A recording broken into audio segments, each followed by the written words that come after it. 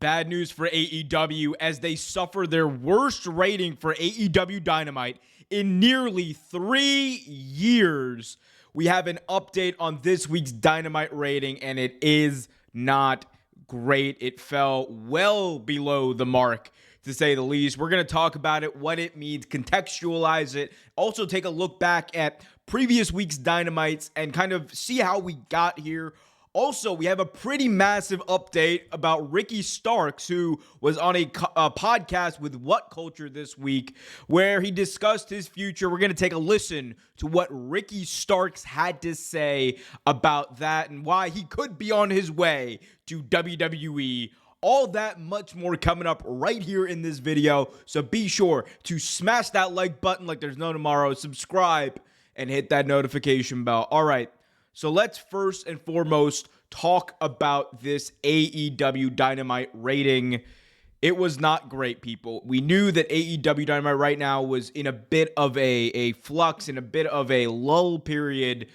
Well, it just got even more lull than it was, to say the least. 672,000 people tuned in to AEW Dynamite this week on average. That is the lowest since January of 2021. This marks a pretty big moment, considering the fact that it is happening in the midst of these contract negotiations between AEW and Warner Brothers. Before we get too much into this, I do want to dispel one thing that many are going to, in horrible faith and in very uneducated fashions, discuss, and that is that this means that AEW Dynamite is going to be dropped by Warner. I think that is I think for some people it's wishful thinking, because that's what they want. If you want to be taken seriously in this space, and you want to be taken seriously as far as, actually analyzing the truth of the matter, then I think you need to add a little bit more nuance to that take and look at it from Warner Brothers' perspective. This is still one of your hottest properties, especially now that the NBA is going to be gone. You're looking at AEW Dynamite, which was going up against some decent competition. You were going up against competition on Turner television as well, with the NBA game that was on, where my Cavs got absolutely clobbered by the Celtics there. But we're in a weird place, as I said, with AEW Dynamite. We knew that AEW was like in a lull as far as their business, as far as ratings, as far as popularity and all that. But I don't think that we quite expected this sudden drop for their flagship show in Dynamite in the way that we've seen it. If we go back, right, and just look at the past year, I'm going to take you back to over the past year, ever since AEW Dynamite was last at 1 million viewers. By the way, this is courtesy of Fightful.com. So if you go back and look at it, October 2022, they were at the 1 million mark, and they were still averaging somewhere in that 900 to 800,000 range, and things were pretty decent. You also look here, they hit 1 million in January 2023. That's when they had those big run of shows in Seattle in their debut there. They had a big show at the LA Forum as well. And then we get to a place where they're kind of averaging, they're bottoming out at about 7, we'll just say low 800s, and then their top becomes 900 at one point, right? And as the year goes on, you're kind of seeing the numbers dwindle down slowly but surely. Right now, they're, instead of 900 being the top, we have about 850 being the top and 750 being the bottom. And we're now at a place where if you go and look right here, yep, the last week's rating was a 7. Let me get rid of that ad. Last week's rating was a 711,000 viewers. That is way better than the rating they drew this past week. Again, like I said, their lowest since January 2021. And remember this, that was when they were going face-to-face, head-to-head with NXT. So what's going on here? What does this mean? Again, the brand is not as hot as it was a few years ago, even a year ago. That is just quite simply the fact. You're faced with a situation where AEW, when they were first prominent, when they first came into prominence, I should say, the main reason for that, or one of the driving forces behind that, was the fact that WWE was not putting out a good product. It was garbage. It was crap. It was shit. Vince McMahon was a god-awful, trash booker who couldn't book to save his life. And the only reason that WWE at that point was, like the industry leaders, because there was nothing else until AEW that even compared to the level. And AEW comes in, fresh faces, fresh look, fresh ideas, and a fresh perspective on what professional wrestling should be. You had a lot of people who were either disillusioned wrestling fans who did not watch for years, or you had people who were just sick and tired of the WWE product who stopped watching it, or who were just not enjoying it, who came over and watched AEW instead. Difference between now and then is that WWE has a booker who is competent, a booker who understands what his fans want for the most part, and that like little bit of competence injected into WWE, which is already this amazingly profitable and resourceful entity, that is always going to give them a boost. And like that's why they are having the best business that they've ever had. That is why they are the most successful that they have ever been. And that is part of the reason why we're kind of seeing a decrease in AEW's popularity. And I want to say this. I've always been critical of the Nielsen number. I think people should be critical of it to a degree, just because it is a bit of an imperfect metric to go by, because that's a whole separate video, but it's a bit of an imperfect metric to go by. However, it is good in my view for analyzing trends. And when the trend shows that in January 2023, you were at 1 million on average, and then in, what is it now? May of 2023 or 2024, you're sitting at about 700,000 as your average. That's a fall off. And there's always a fall off, right? If you look at Q4 AEW Dynamite to Q4 WWE Raw ratings, the fall off for both of them as far as percentages, like year to year, is pretty similar. I think AEW was down like something like 12 or 13%. Raw was down like 9 or 10%, something along those lines. Brandon Thurston has the real numbers. I'm just going off the top of my head, but they were pretty much parallel to each other as far as the level of drop. And that happens because of cord cutting. That happens because people are just not paying for cable anymore, so there's other things to watch. People are watching other things. That just happens, right? And I think that is one of the things that needs to be hammered out in this TV deal, right? Because right now AEW is only on cable in the United States. So one way to help alleviate this and kind of end the discussion about ratings, how much they matter and all that kind of stuff, is for AEW Dynamite to be simulcast on both conventional cable and HBO Max, or whatever this new, streaming entity, I believe it's called Venue, something like that Disney, Hulu, or Disney, Fox, and Max are kind of combining into one big, like, super sports streaming entity. So depending on what that looks like and the makeup of that, I think it would make sense for AEW to go on there, because in that respect, you're going to be getting the fans who are watching conventional cable. You're also going to be getting fans who have cut the cord, and that could help in popularity. That could help draw ratings. That could help you just as a business. And I think one of the things that I need to dispel, again, this idea that AEW is not going to get a TV deal. If someone tells you that, they are either lying to you or they have zero idea what they're talking about, and you should probably stop paying attention to what they're saying, my opinion. Because the reality of the situation is AEW Dynamite on Wednesday night was the 6th ranked show on all cable for its time slot on Wednesday. You had or all of Wednesday night in prime time. What was above it?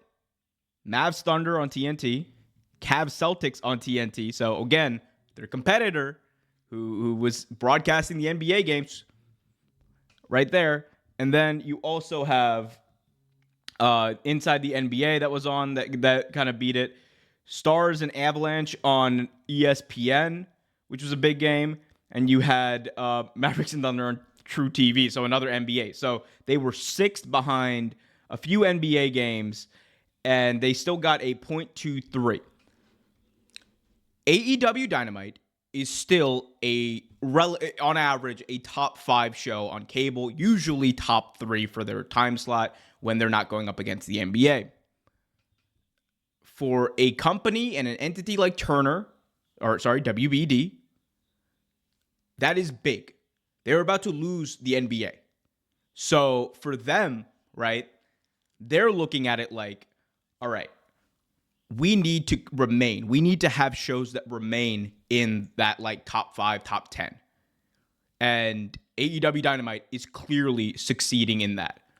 Whether or not that means they are going to get the increase that they want on a TV deal is to be determined.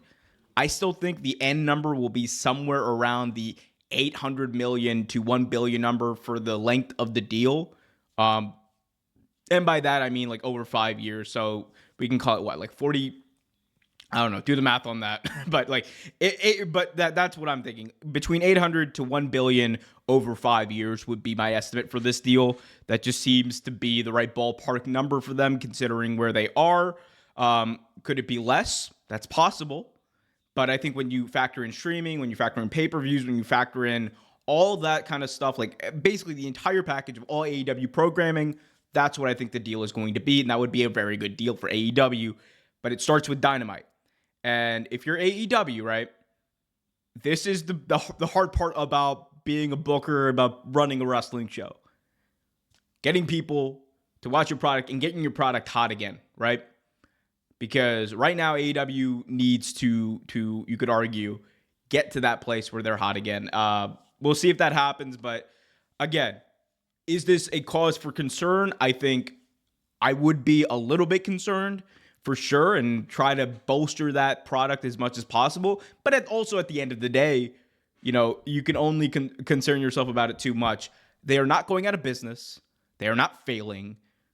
It's none of that. There will be people who peddle lies to you about that, and that's fine. That's their grift. It is okay. Go get your money up, not your funny up. I understand that. But look at things a little bit more holistically and you know, logically, right? Turner when they're about to lose their most popular property, is not going to like say no and risk losing another one of their most valuable properties that would help carry the flagship on Wednesday night. Like, what else is going to get the ratings that AEW gets on Wednesday? And think of the content they could add to that new streaming bundle that they're merging with Disney and Hulu for. Think of the content they could get. Past pay-per-views, continuous pay-per-views. You're going to get a lot of people to sign up to continue to watch AEW pay-per-views. It's just the truth. But I guess we'll see about that. I know that people always have their own thoughts about it. I'm not going to belabor that point anymore. But guys, let me know in the comment section, though, what you think about all of this. And be sure to smash that like button and subscribe as we move on to our final topic of the day. Let's talk about that man, Ricky Starks. So Ricky Starks was recently on a podcast with What Culture, and he was asked about his current status with AEW. Let's take a listen to what Ricky had to say. People speculate, oh, is he hurt? Is he injured? Is it a contract situation? Is a contract up? Because the last time we saw you was against Top Flight nearly 2 months ago. So what's the status of absolute Ricky Starks right now? I'm not hurt. Even that night, I specifically stated, hey, yeah, I'm not hurt. I was just like you have to be, I was just being cautious about it because I didn't know what, at the moment, I didn't know what was happening. And so, especially with this side of my body. So I wasn't hurt and I was never put on a injury list or anything like that. I have no answers. People ask me all the time, well, why aren't you? I don't know. I have no clue. That isn't up to me. It does suck, obviously, to not be on TV. But the support and people online and people who send me messages is very, very sweet and endearing and very encouraging from that standpoint. I didn't know that was, I was trying to think, like 6 matches this year. I believe so, man. Yeah, that's going to cage match, brother. That's not. Yeah. I believe it. If it's on there, so that's a small number, compared to what I was doing the years prior. Yeah. I'm just not I don't, honestly, man, I don't bullshit. I don't bullshit anybody. I don't try to play with anybody's life or anything like that, so I just kind of stick to myself, and I just always operate under the belief like, well, my work will carry me through any obstacle. And I still believe that, But how is it then? All right, so that was Ricky Starks on What Culture's podcast talking about not being used on AEW TV. He's healthy, he's ready to go, but he's only had like a handful of matches this year. I believe the number that they outlined was 6. What's going on? I think that's the question on everyone's mind. That's the question everyone's asking themselves. And the reality is we don't know, right? The only people that do know for a fact are Tony Khan and the executives and creative committee in AEW. If we were to guess, I assume if Ricky is healthy and he's ready to go, the reason for not having him on TV is the fact that they don't have creative for him, which would make sense because you don't want to leave a guy like Ricky Starks at home doing nothing unless you don't have creative for him. That's the only explanation. Even then, it's obviously not a good enough one. You're telling me you can't find a place for arguably one of your biggest young stars with one of the biggest upsides in the entire company? That's troubling. That's genuinely troubling. When we look at Ricky Starks in just over the past few years, this is the guy who was picked to be the first feud that MJF had after winning the world title at Full Gear 2022. Winter is coming. That promo, everything leading up to that, it proved that Ricky Starks had what it takes to hang in the main event. And he was that main event guy that many people speculated that he could be. Yet here we are, a year and a half later, and he's gotten to the point where they're not using him on TV, where Ricky is just kind of doing podcasts. I've seen Ricky Starks more doing podcasts over the past few months than I've seen him wrestle. That's a problem. And it's exactly why you have people who are speculating that when his contract is up, I think there's speculation that it may be up later this year, but he could end up going to WWE. And right now, if I were to say and guess where he would go, I think it would be WWE, genuinely. Because if you're Ricky freaking Starks, you know you're one of the best promos in the company. You know you're a great wrestler. You know you can help elevate others. At what point do you say to yourself, it'd be great if I could get on television? Maybe I have to go here. I think that's what's going to end up happening. And I've said this. I think it can be a case of AEW, not knowing what to do with him right now, but also him just needing a change of scenery.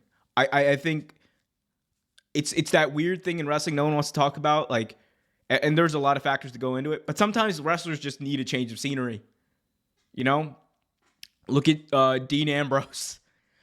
I don't think there's anyone in 2018, 2019 who needed a change of scenery more than him at the time. And it worked out for him. Look at Cody. It's time to leave the territory. I think that's kind of one of the quotes that was thrown around there. It was time to leave the territory.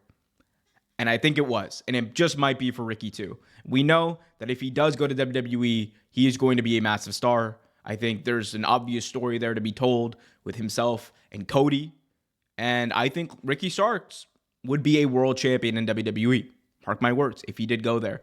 But if you want to hear more about Ricky going to WWE, go over to youtube.com/Wrestle Vibes. Yes, Wrestle Vibes, my new channel where I talk about more like, like ongoing storylines, docu-style content, all that kind of stuff, all over at youtube.com/Wrestle Vibes.